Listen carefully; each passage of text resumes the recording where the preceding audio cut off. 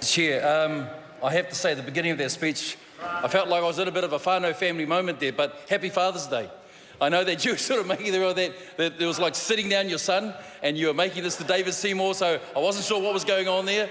But obviously you wanted to school him in what you believe was what your facts are, what your belief was. Mr. Chair, I just wanted to respond to some of the comments. So Mr.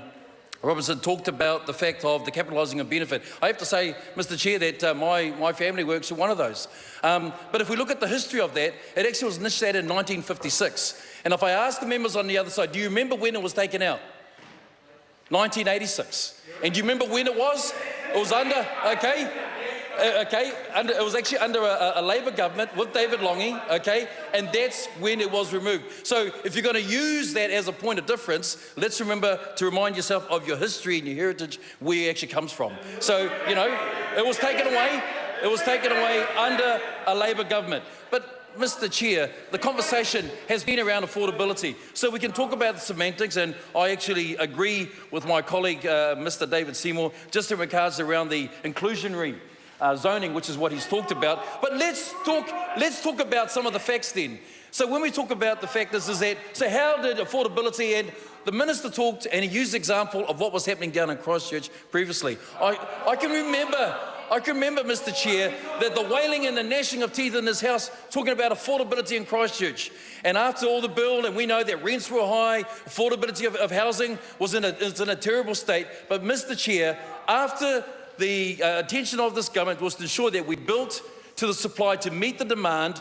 So this is the facts of what we're talking about. The core logic, sales data in regards to home loans and price caps for the existing sales. And I'll go straight through to the facts of this. This is in the 31st of March in 2016. So out of the 7,889 homes sold in Christchurch, 5,009 homes, that's 63%, was sold under 500,000. That's right, Mr. Chair. That's what the number is. In fact, then if you go further along, that 5,652 that were sold under 550,000 K was 72% of the market. Mr. Chair, that's right, there's the silence of the lambs, because we know, it was simple this, we didn't regulate the market then, there was no inclusionary zoning. Instead, what there was an intention to ensure that we built more to meet the demand. Mr. Chair, we built more to meet the demand, and you can't argue with that, because that's the facts, that's the reality, and that's what we're doing. Mr. Chair, the reality is, the Special Housing Accords is not the silver bullet. It's one of a range that we believe are important initiatives to ensure that we meet that demand.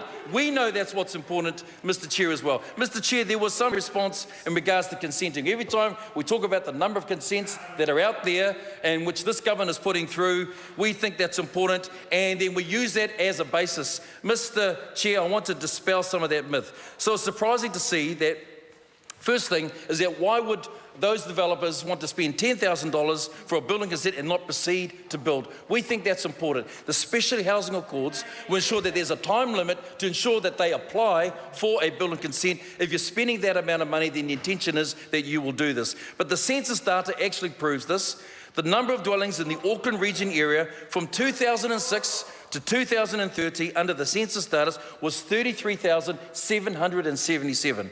So when we look at the number of consents, 32,419 falls about 10% below that. But if we look at the 6-month lag and we bring that up, that's 33,703. Mr. Chair, I believe that that addresses the issue, which is that the consenting is a good indicator, that the fact is that not only does it allow them to build, but ensures that they will build. Mr. Chair, I think that's critically important as well. Mr. Chair, I just want to finish off with the facts and figures again. If we look at the numbers that are there in regards to the March of 2016, because you see, these facts actually are hard to argue with.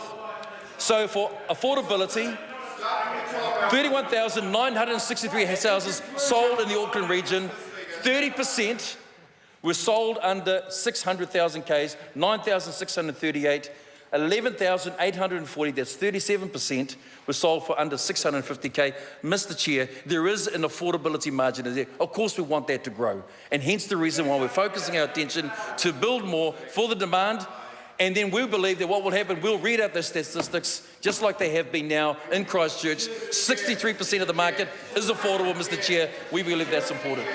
Porter Williams.